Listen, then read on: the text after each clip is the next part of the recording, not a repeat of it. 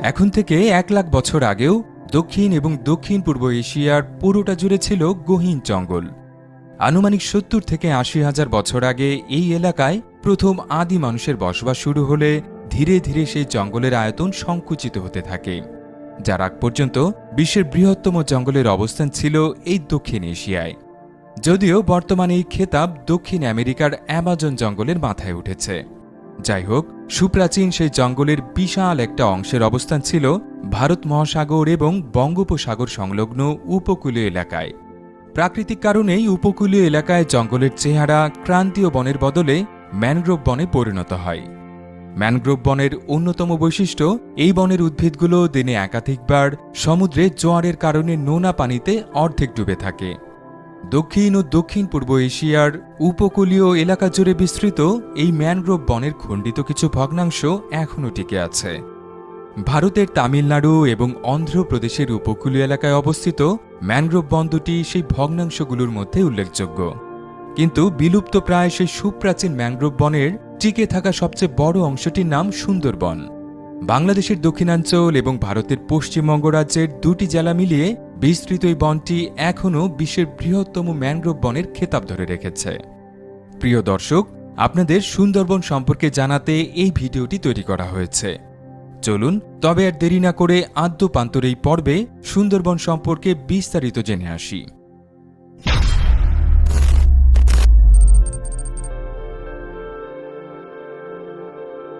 বাংলাদেশের খুলনা বিভাগ এবং ভারতের পশ্চিমবঙ্গ রাজ্যের উত্তর ও দক্ষিণ 24 পরগনা এই দুটো জেলা মিলিয়ে বিস্তৃত বিশ্বের বৃহত্তম ম্যানগ্রোভ বন সুন্দরবনের মোট আয়তন প্রায় 10,000 বর্গ কিলোমিটার। মোটা দাগে এর শতকরা প্রায় 60% বা 6,000 বর্গ কিলোমিটারের মতো এলাকা বাংলাদেশের নিয়ন্ত্রণে রয়েছে, আর বাকি শতকরা 40% বা 4,000 বর্গ কিলোমিটারের মতো এলাকা ভারতের নিয়ন্ত্রণাধীন। জমি মাপজোকের প্রচলিত এককের হিসেবে এই সুন্দরবনের আয়তন প্রায় 25 লাখ একর। বিস্ময়কর ব্যাপার হল, বিশ্বের দ্বিতীয় বৃহত্তম ম্যানগ্রোভ বনের আয়তন মাত্র 3,000 একরেরও কম। ভৌগোলিকভাবে এই সুন্দরবনের সীমানা দুটো নদী দিয়ে নির্দিষ্ট করা হয়েছে। পূর্ব দিকে ভারতের হুগলি নদী আর পশ্চিমে বাংলাদেশের বলেশ্বর নদ। এই দুটো জলধারার মধ্যবর্তী ম্যানগ্রোভ বনাঞ্চলের আনুষ্ঠানিক নাম সুন্দরবন। এই বনাঞ্চলটির নামকরণ নিয়ে একাধিক মতবাদ প্রচলিত রয়েছে। এর মধ্যে সর্বোচ্চ সমর্থনপুষ্ট মতবাদ অনুযায়ী সুন্দরী নামক এই বনের এক ধরনের গাছের নাম অনুসরণ করে সুন্দরবনের নাম রাখা হয়েছিল। তবে এর বিপরীতে কেউ কেউ বলেন সমুদ্র বন অথবা চন্দ্রবন নামটি অপভ্রংশের কারণে সুন্দরবনে পরিণত হয়েছে। উত্তরের হিমালয় পর্বতমালা থেকে নেমে আসা গঙ্গা, ব্রহ্মপুত্র এবং মেঘনা এই তিনটি জলধারার মোহনা এই সুন্দরবন এলাকায় অবস্থিত। এই সুন্দরবন সংলগ্ন এলাকায় প্রায় 50,000 বছর আগে থেকে মানুষের বসতি থাকলেও ইতিহাসে প্রথম এর উল্লেখ পাওয়া যায় 3য় শতকের মাঝামাঝি সময়ে। প্রায় 1,800 বছর আগে এখানে চাঁদ সওদাগর নামক এক ব্যক্তি একটি জনপদ প্রতিষ্ঠা করেছিলেন। প্রত্নতাত্ত্বিকরা সুন্দরবনের বাঘমারা এলাকায় এই চাঁদ সওদাগরের হাতে গোড়াপত্তন হওয়া একটি প্রাচীন শহরের ধ্বংসাবশেষ আবিষ্কার করেছেন। এরপর 1,000 বছরের বেশি সময় ইতিহাসের পাতায় এই বনাঞ্চলের উল্লেখ করা হয়নি। অবশেষে ত্রয়োদশ শতকে সূচিত মুঘল শাসনামলে আবারও এই সুন্দরবনের কথা বলা হয়েছে। বিশেষ করে মুঘল রাজবংশের 3য় সম্রাট আকবরের শাসনামলে তার সেনাবাহিনীর আক্রমণ থেকে প্রাণ বাঁচাতে স্থানীয় অনেকেই গহীন সুন্দরবন এলাকায় আশ্রয় নিয়েছিলেন। পলাতক এই মানুষগুলোর তৈরি করা বাসস্থানগুলো সপ্তদশ শতকে পর্তুগিজ জলদস্যুদের দখলে চলে যায়। এই আস্তানাগুলো থেকে তারা নিয়মিত মুঘল ভারতের বিভিন্ন জনপদে হামলা চালাত। এখনও অনেক প্রান্তিক মানুষই এই সুন্দরবন ও তৎসংলগ্ন এলাকায় স্থায়ীভাবে বসবাস করে। এদের একটা বড় অংশের জীবিকা উপার্জনের একমাত্র উপায় মাছ শিকার। এর পাশাপাশি কিছু সম্প্রদায়ের মানুষ প্রতি বছর একটা নির্দিষ্ট সময় সুন্দরবন থেকে মৌমাছির মধু আহরণে ব্যস্ত থাকেন। এই পেশাটি বিশ্বের অন্যতম বিপজ্জনক পেশাগুলোর একটি, কারণ এই অভিযানে প্রতি পদক্ষেপে থাকে বাঘের খাদ্যে পরিণত হবার আশঙ্কা। মহাশক্তিশালী প্রাণীটির আক্রমণ থেকে বেঁচে গেলেও অধিকাংশ ক্ষেত্রে তার চিহ্ন বাকি জীবন বয়ে বেড়াতে হয়। তবে এই বিপদ মোকাবেলায় অসাধারণ এক বুদ্ধি বের করেছেন মৌ শিকারীরা। বাঘ এবং সিংহের মতো শিকারী প্রাণীগুলো তাদের দিকে কেউ তাকিয়ে আছে টের পেলে সাধারণত আর হামলা চালায় না, যে কারণে বাঘ সবসময় তার শিকারের পেছন থেকে হামলা চালায়। সুন্দরবনে মধু সংগ্রহের সময় মৌশিকারীরা তাদের মাথার পেছনে একটি মুখোশ বেঁধে রাখেন। সেই মুখোশের চোখজোড়া তাকিয়ে আছে বলে মনে হওয়ায় মুখোশ ব্যবহারকারীর ওপর বাঘ হামলা চালানো থেকে বিরত থাকে। সুন্দরবন নামক বনাঞ্চলের উপর প্রথম সার্ভে চালানোর কৃতিত্ব ব্রিটিশ ইস্ট ইন্ডিয়া কোম্পানির দখলে রয়েছে। ১৭৫৭ সালে মুঘল বাদশাহ দ্বিতীয় আলমগীরের কাছ থেকে এই বনাঞ্চলের স্বত্বাধিকার লাভ করে ব্রিটিশ প্রতিষ্ঠানটি, যার ১২ বছরের মাথায় তারা সুন্দরবনের প্রথম সার্ভে প্রকল্প শুরু করে। জেনে অবাক হবেন, স্থানীয়দের মধ্যে জনপ্রিয়তার কারণে সেই সার্ভে করা হয়েছিল ফার্সি ভাষায়।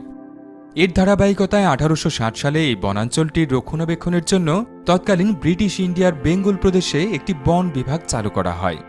এই বিভাগের সদর দপ্তরটির অবস্থান ছিল বর্তমান বাংলাদেশের খুলনা জেলায়।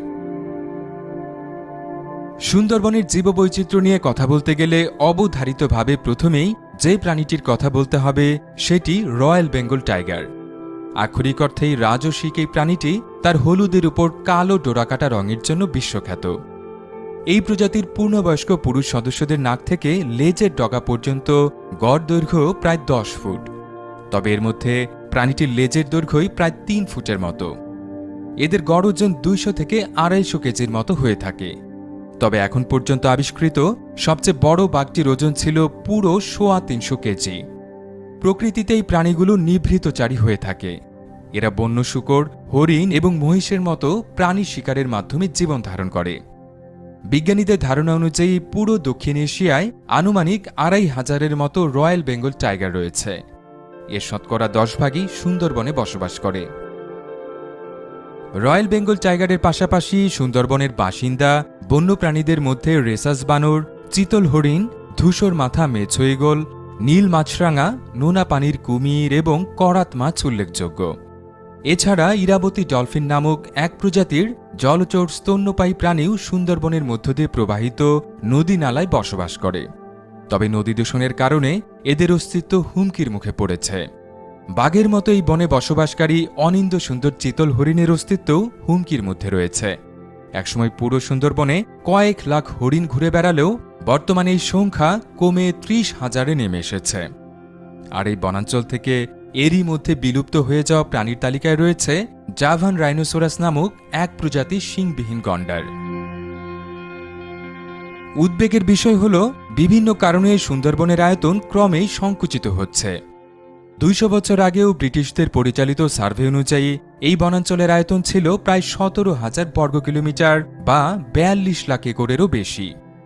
এই সংকোচনের পেছনে জনসংখ্যা বৃদ্ধি এবং মানব আগ্রাসনের পাশাপাশি ঘূর্ণিঝড়ের মতো প্রাকৃতিক দুর্যোগেরও হাত রয়েছে।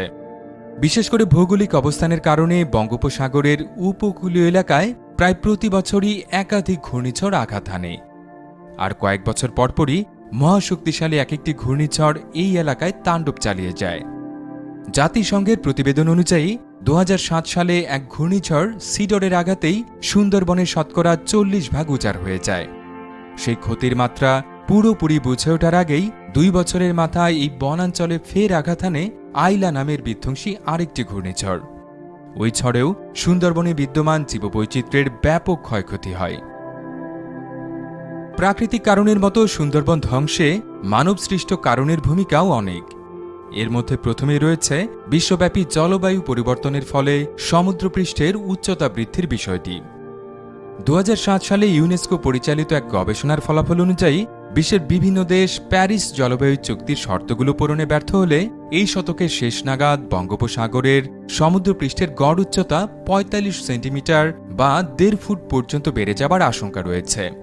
তেমনটা হলে সুন্দরবনের শতকরা ৭৫ ভাগই হারিয়ে যাবে বলে জানিয়েছেন গবেষকরা। এছাড়া সুন্দরবনের মধ্য দিয়ে প্রবাহিত একাধিক জলধারা গুরুত্বপূর্ণ নৌপথ হিসেবে ব্যবহার করা হয়, যার ধারাবাহিকতায় পণ্যবাহী জাহাজগুলো দুর্ঘটনার মুখেও পড়ে। ২০১৪ সালে এই বনের শেলা নদীতে সাউদার্ন স্টার ৭ নামের একটি পণ্যবাহী জাহাজ ডুবে গিয়েছিল। দুর্ঘটনার সময় জাহাজটিতে ৩.৫ লাখ লিটারের বেশি ফার্নেস অয়েল ছিল। দুর্ঘটনার পর সেই জ্বালানি তেল প্রায় ৩৫০ বর্গ কিলোমিটার এলাকা জুড়ে ছড়িয়ে পড়ায় সুন্দরবনের জীববৈচিত্র্যের বিপুল ক্ষতি হয়েছে বলে ধারণা করা হয়। তবে আশার ব্যাপার হল, রয়্যাল বেঙ্গল বাঘ এবং তার কারণে সুন্দরবন সংরক্ষণের প্রতি স্থানীয় মানুষের আগ্রহ রয়েছে। বাংলাদেশ এবং ভারত দুটো দেশই এই বাঘকে তাদের জাতীয় প্রাণীর মর্যাদা দিয়েছে। তাই আশা করা যায় জাতীয় প্রাণী ও তার বাসস্থান বাঁচাতে দুটো দেশই তাদের সামর্থ্য অনুযায়ী সর্বোচ্চ চেষ্টা করবে। আর তাদের সম্মিলিত চেষ্টার ফলে অনন্য এই বনাঞ্চলটি রক্ষা পাবে, এমনটাই আশা বিশ্ববাসীর।